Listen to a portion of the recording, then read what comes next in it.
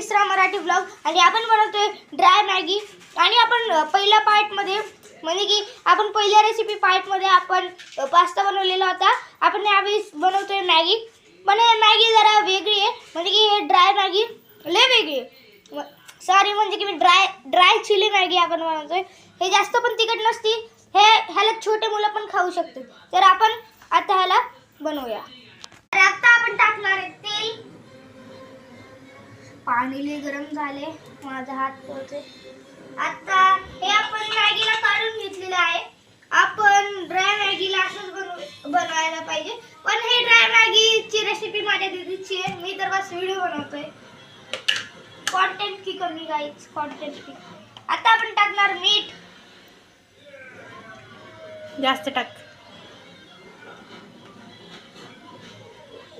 बस माझ्या आता हाताला पोळलं। आता आपण थोडा वेळ थांबूया जोपर्यंत पाणी उकळून न जात। गाईज आता आपण हे मॅगी टाकणार आहे आपण ह्याच्या आतमध्ये। दीदी हे उडायले, आपण याला कसं तरी करून टाकूया।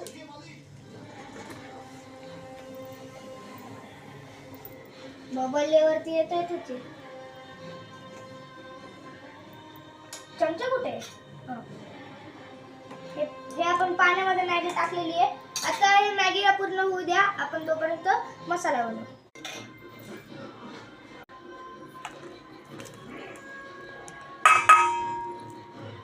लाल मिरची मसाला,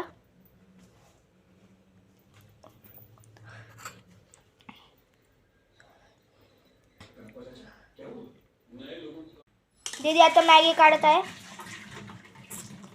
हे मॅगी काढली, आता आपण मसाला टाकू।